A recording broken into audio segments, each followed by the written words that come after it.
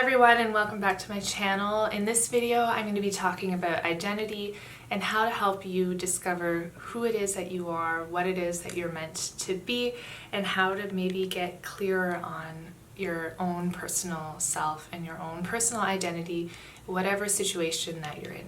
Here are some tips if you're finding that you are either in a job and everything's great, but you're still feeling like there might be something more out there, or you're a new parent and you're doing the day-to-day routine over and over and you just feel a little bit lost. I think that's the term and that's the best way to describe the feeling that something is not, you're not really truly connected with yourself because you're giving and giving so much to everyone else. Here are 5 things that you can do to help you get back and figure out who it is that you truly are and to get that spark and energy back.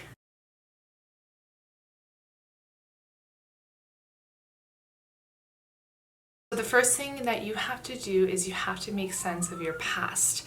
And this is something that isn't easy for everyone because there's some people who have a lot of trauma. If you have a lot of trauma, if you have a lot of pain, a lot of loss, abandonment, those are all very scary feelings to think about.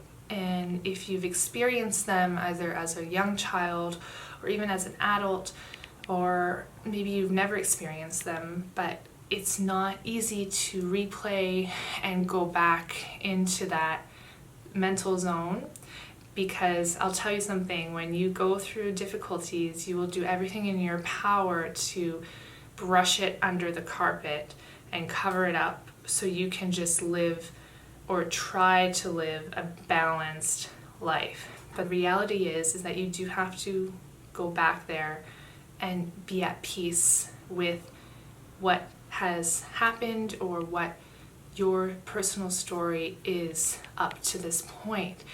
And you have to find that peace in order to create the peace that you need in the present moment right now. So one thing that I started doing is I started writing my story. So I started writing my biography, not in a way where I'm using roles as an identity. When people say, "Who are you?" then you say, "Oh, I'm a student, or I'm a manager, or I'm an engineer." You know, that's not who you are. That's a role that you're playing. So try to put those things aside right now and take a paper or a book and just write your story of, what it is that you went through from the moment you remembered, your first memory when you were little, right up to today. Anything that you feel is very vivid and you very strong, just write it down. Because all of that accumulation of experiences and emotions and everything that you've gone through is what you are right now. And you can choose how you want to carry all of that and how you want to use those experiences in order to get close and in tune with who you are at this moment. Because who you were, when you were 5 years old, 10 years old, 20 years old is very different than who you are at this point in your life. So people think that they're the same person and that they have to be the same person, but you don't.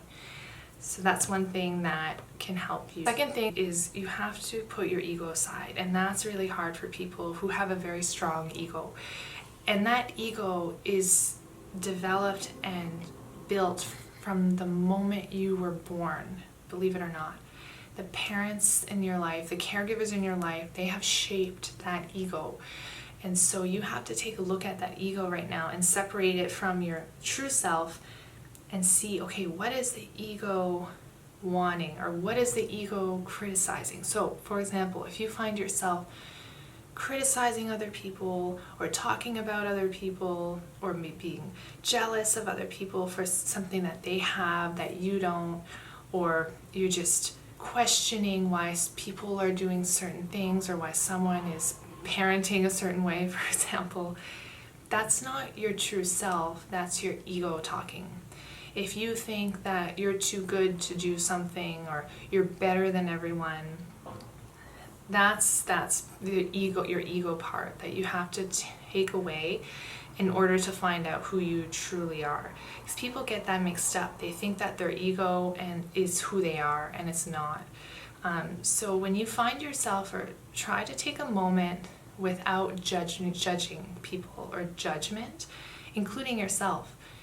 Take that aside, and then it'll allow your true inner being to actually come out and not be overpowered by that ego self. The third thing that helps is to find silence. In this crazy world with everything around us 24/7, we have cameras, phones, televisions, just constant external stimulation, constant distractions, especially if you're a new parent.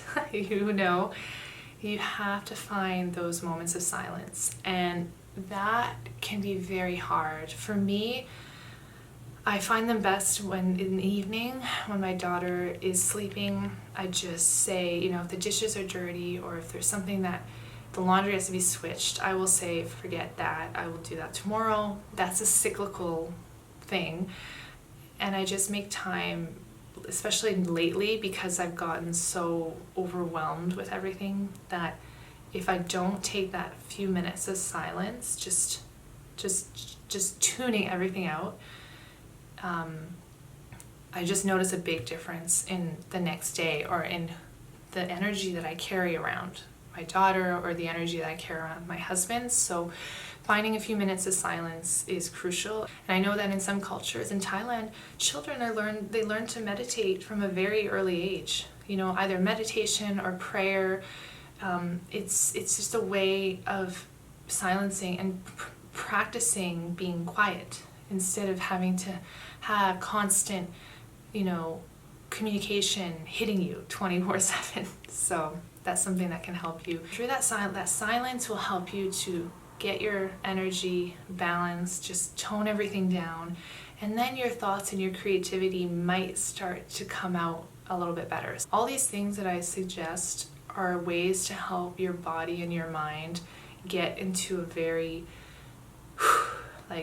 a very quiet space, so the creativity and all of that can actually come out. Because when you are just distracted or giving to other people, or listening, or whatever it is, you're never going to be able to tune back into who your inner child. The thing in helping to find your identity is just to write in general, and this is something that I used to do so much of. And the last year, it's been really hard to actually physically grab a pen and write on a paper, because my daughter is just, we're together quite a lot. So whether it be on your phone or on a paper or a book, just find some time to write whatever is going through your head that day, at the end of the day or in the morning, whatever works better for you. I find in the morning it helps, or the night before, you can kind of set out your day. It will help, so you're not feeling like you have all these to-do lists and tasks that you have to get done, going round and round in your mind. But you want to get that out of your physical mind and onto paper, so you can allow yourself and your true being to come out, and that it's not just like you're not suffocating in to-do or task-oriented items, or that sort of thing. So writing, finding a beautiful book that you like, or just simply having a blank document on your phone, and so you can just type a few notes at the end of the day or in the morning. If it helps to clear your mind and clear your body, so you are able to really get in tune with your creative. The last thing to help you get back into who you truly are is think back to your childhood. Think back to when you were little.